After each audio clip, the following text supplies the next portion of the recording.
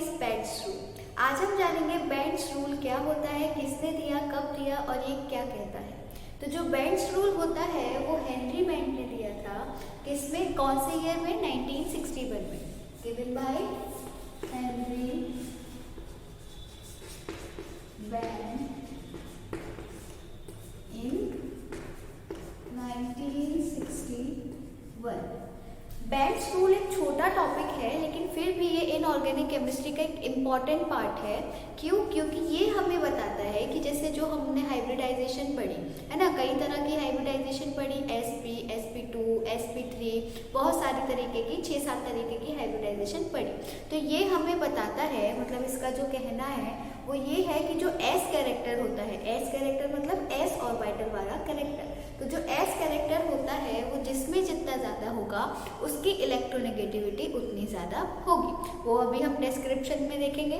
तो जो हाइब्रिडाइजेशन होता है जिससे हमें पता चलेगा कि असल में जो आइडियल ज्योमेट्री है वो क्या होती है, क्योंकि असली वाली तो हमें वेस्पर थ्योरी से पता चलती है।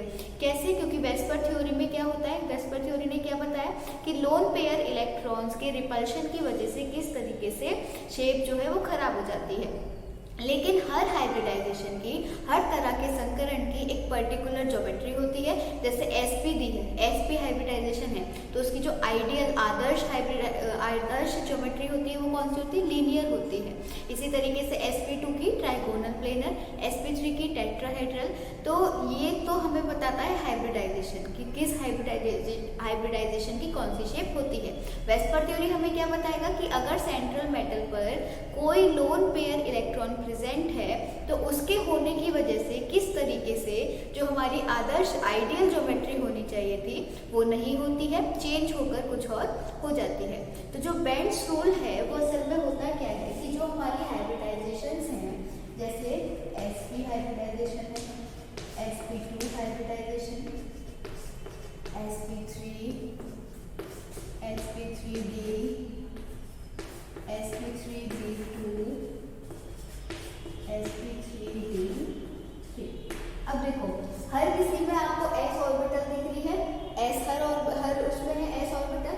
तो होता क्या है, जैसे मान लीजिए कितनी ऑर्बिटल है, sp में कितनी ऑर्बिटल है, 2, एक s की एक p की। इसी तरीके से इसमें एक s की 2 p की, टोटल कितनी है, 3 ऑर्बिटल है। इसी तरीके इसमें टोटल कितनी है, 4, एक s की 3 p की। सिमिलरली बाकी सब में। तो होता क्या है, अब जब मैं इसको देखूंगी, जैसे मैंने कोई भी टोटल हम लेते हैं तो क्या लेते हैं, 100% लेते हैं। तो sp को मैंने माना जो टोटल है वो कितना है, 100%।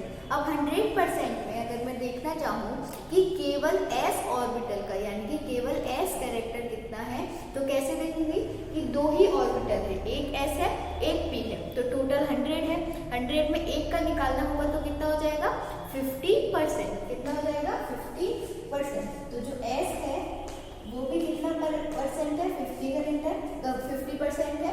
और जो p का कैरेक्टर है वो भी कितना है, 50% है। इसी तरीके से जब मैं sp2 में देखूंगी तो sp2 में टोटल 3 ऑर्बिटल है ना, तो हमें 3 हिस्से करने पड़ेंगे। 100% के 3 हिस्से अगर मैं करूंगी तो s का भी हो गया 33.3, एक p का भी 33.3 और दूसरे p का भी 33.3। ठीक है, तो अब जब 2 p हैं तो p का कैरेक्टर कितना हो जाएगा, 66.6 है ना, और s का कितना हो जाएगा, 33.3। s का हो जाएगा 33.3% और जो हमारा p है उसका हो जाएगा 66.6%। क्यों? क्योंकि एक p का 33.3 है तो 2 p का 66.6। इसी तरीके से जब मैं sp3 में देखूंगी, यहाँ हो गए 4 ऑर्बिटल, यानी कि जो हम 100% का हिस्सा करेंगे वो कितने में करेंगे, 4 में करेंगे। तो s के लिए मतलब अगर हम 4 में करें तो 25, 25, 25, 25। अब p की 3 है तो तीनों 25 जोड़ सकते हैं, यानी p का जो टोटल कैरेक्टर होगा वो तीनों p को मिला के ही तो बनेगा। तो इसका कितना हो जाएगा, 75% हो जाएगा। और जो हमारा s है उसका कितना हो जाएगा, 25%। इसी तरीके से हम बाकियों का निकाल सकते हैं, sp3d, sp3d2, sp3d3। अब देखो जैसे जैसे और ऑर्बिटल बढ़ती जाएंगी s का कैरेक्टर उतना कम होता जाएगा। कहने का मतलब है जब एक ही p थी, मतलब s के अलावा केवल एक p और थी, तो क्या था 50-50 था। ठीक है, अब जैसे ही एक p और बढ़ी, 2 p हो गई, तो क्या हुआ 50 से घटकर कितना रह गया 33.3। ऐसे ही जब एक और p बढ़ी, 3 p हो गई, सब क्या हुआ 75 और 25, यानी कि पहले 50% से घटकर कितना रह गया 25% रह गया। क्यों? मतलब मेरे कहने का मतलब यही है कि जैसे जैसे ऑर्बिटल्स बढ़ती जाएंगी, s के अलावा बाकी जो p और d ऑर्बिटल हैं वो बढ़ती जाएंगी, उतना ज़्यादा s का कैरेक्टर कम होता जाएगा। अब इस s का जो कैरेक्टर हमने समझा, इसका रिलेशन क्या है? तो बेल्स रूल के हिसाब से जितना ज़्यादा s कैरेक्टर होता है उतनी ज़्यादा इलेक्ट्रोनेगेटिविटी होती है। मोर s कैरेक्टर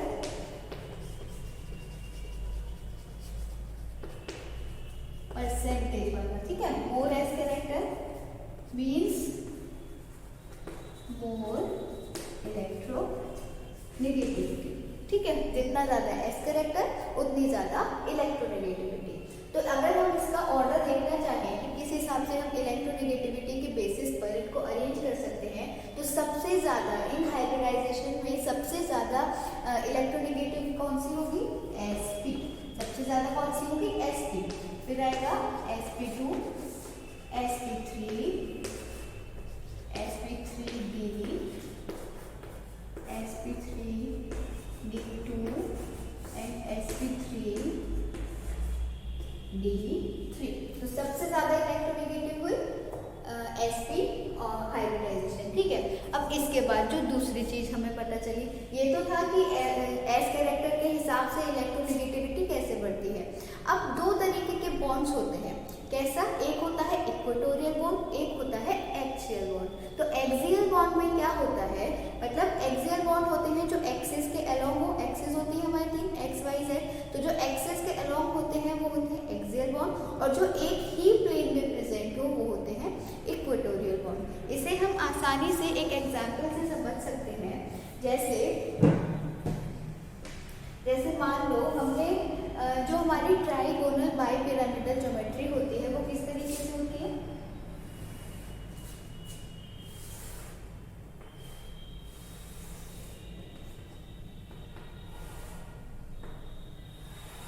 देखो, जो भी हमारा सेंट्रल मेटल है वो कहाँ प्रेजेंट होगा? यहाँ पे।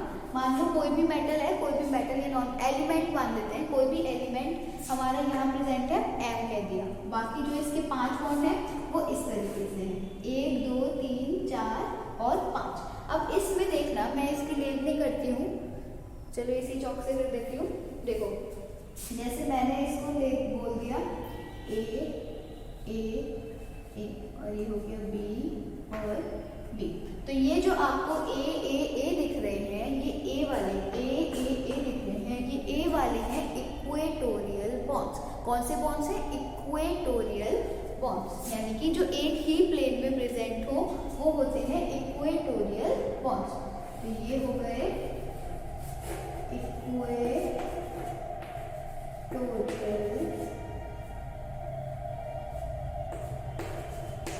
बॉन्ड्स। ठीक है, 1 2 और 3 एक ही प्लेन में प्रेजेंट है। और ये जो ऊपर वाला जो है और जो नीचे वाला है, जो जिसको मैंने बी डिनोट करा है, वो कौन से बॉन्ड्स कहलाते हैं? वो कहलाते हैं एक्सियल बॉन्ड्स। तो 1 और 2 है इसमें एक्सियल बॉन्ड्स। ठीक है, अब ये जो इक्वेटोरियल और एक्सियल वाली पोजीशन है, ये इसमें मतलब इस ज्योमेट्री में तो इस तरीके से होती है, लेकिन जब हम आगे उसमें साइक्लोहेक्सेन का स्टीरियोकेमिस्ट्री में पढ़ते हैं कि उसके कितने कन्फॉर्मर होते हैं, उसमें ये पोजीशन डिफरेंट होती है, तो कंफ्यूज मत होना। वहाँ पर अलग मतलब है एक्सियल इक्वेटोरियल का, यहाँ पर ये मतलब है। तो अब क्या इससे क्या पता चलता है? तो बेल्स रूल कहता है कि जो हमारा एक्सियल और इक्वेटोरियल बॉन्ड्स हैं या पोजीशंस हैं या जगह हैं, तो जो ज़्यादा इलेक्ट्रोनेगेटिव एटम होगा वो कौन सी जगह अपनाएगा? ये वाली, यानी कि एक्सियल वाली जगह अपनाएगा, एक्सियल वाले बॉन्ड पर आकर लगेगा। जो ज़्यादा इलेक्ट्रोनेगेटिव एटम है वो कहाँ जाना पसंद करेगा? एक्सियल वाली जगह पर जाना पसंद करेगा। फॉर एग्जाम्पल, अगर मैं कुछ एग्जाम्पल लूँ, जैसे ले लेते हैं PCl3F2। अब देखो इसमें हाइब्रिडाइजेशन कैसे चेक कर सकते हैं, यहाँ पे हम वो भी निकालना सीख सकते हैं दोबारा से। हाइब्रिडाइजेशन की ट्रिक क्या थी कि जितने सिग्मा बॉन्ड हो वो मतलब एक एक करके सबको एक एक नंबर दे देते हैं, वो प्लस जितने उस पर लोन पेयर इलेक्ट्रॉन हो उसे एक यूनिट मानते हैं। लोन पेयर इलेक्ट्रॉन मतलब 2 इलेक्ट्रॉन, तो 2 नहीं मानेंगे, 1 यूनिट मानेंगे, ठीक है। तो अब देखो ये है सेंट्रल, जो हमारा फॉस्फोरस है वो है हमारा सेंट्रल एटम। सेंट्रल एटम यानी कि फॉस्फोरस से 3 Cl जुड़े हुए हैं और 2 फ्लोरीन जुड़े हुए हैं, तो होगा क्या 3 और 2 5, तो इसमें होगा सिग्मा बॉन्ड, 5 सिग्मा बॉन्ड यानी कि सिंगल बॉन्ड। अब क्या 5 बॉन्ड बनाने के बाद फॉस्फोरस पे कोई लोन पेयर इलेक्ट्रॉन बचा? नहीं बचा। फॉस्फोरस किस में आता है? 15th ग्रुप में आता है ना। वैलेंस शेल में कितने इलेक्ट्रॉन होते हैं? 5, तो सारे के सारे पांचों के पांचों इलेक्ट्रॉन काम में आ गए हैं, कोई लोन पेयर इलेक्ट्रॉन नहीं बचा है। तो इसकी जो हाइब्रिडाइजेशन होगी वो कितनी होगी? अब देखो यहाँ से कितना निकल के आया हमारा, जो हमने फॉर्मूला यूज करा कि सारे सिग्मा बॉन्ड्स जोड़ लो प्लस लोन पेयर इलेक्ट्रॉन, तो सारे सिग्मा बॉन्ड्स कितने हैं? 5 प्लस 0 लोन पेयर इलेक्ट्रॉन, तो टोटल कितना आया? 5। अब ये हमने वेस्पर थ्योरी में देखा था कि हर नंबर के हिसाब से कौन सी हाइब्रिडाइजेशन हो सकती है, तो 5 के हिसाब से क्या आएगी? sp3d। अब देखो ये अगर आप भूल भी जाओ ना, रटने का कुछ भी नहीं है इसमें। देखो यहाँ पर सिंपल एक S 3, एक और 3 4 और एक D 5, तो 5 के लिए क्या हो गई? sp3d। सिंपल है, कुछ भी रटने का नहीं है, बहुत सिंपल है। तो इसकी हाइब्रिडाइजेशन आई sp3d।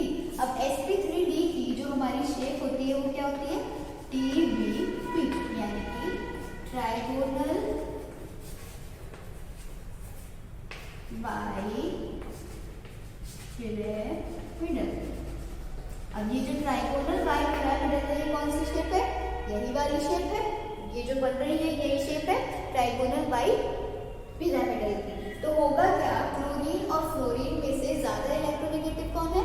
फ्लोरीन है ना। फ्लोरीन पूरी पीरियोडिक टेबल में सबसे ज्यादा इलेक्ट्रोनेगेटिव है, तो फ्लोरीन ज्यादा इलेक्ट्रोनेगेटिव है। तो बेंड्स रूल के हिसाब से जो ज्यादा इलेक्ट्रोनेगेटिव एटम होता है वो कहाँ जगह ऑक्यूपाई करता है, कहाँ जाकर लगता है? एक्सियल वाली जगह पर लगता है। तो जब मैं इसका स्ट्रक्चर बनाऊंगी तो मैं किस तरीके से बनाऊंगी? जैसे मान लो अब यहाँ पर जो सेंट्रल आइटम है वो क्या हो गया? P। अब ये है मेरा P, ठीक है।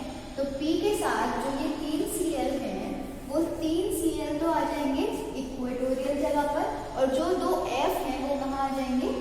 एक्सियल पोजीशन पर, ठीक है, वो आएंगे एक्सियल पोजीशन पर। तो यही था हमारा बेंड्स रूल, जो हमें बताता है कि जितना ज्यादा S कैरेक्टर होगा उतनी ज्यादा इलेक्ट्रोनेगेटिविटी होगी।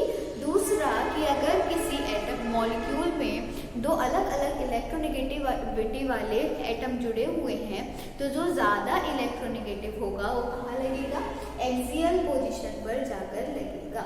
तो एक्सियल और इक्वेटोरियल के बारे में पढ़ा। इक्वेटोरियल का नाम देखो इक्वेटर से लिया गया, यानी कि जो एक प्लेन में हो। तो जो इक्वेटोरियल बॉन्ड है वो एक प्लेन में होते हैं, यानी कि ये 3 बॉन्ड इक्वेटोरियल बॉन्ड, और जो ये ऊपर और नीचे दिए गए हैं ये कौन से हैं? Axial bond. तो आई होप आपको बेंड्स रूल समझ आया होगा। बहुत छोटा टॉपिक है लेकिन still it is important topic. तो that's all for today. Thank you so much.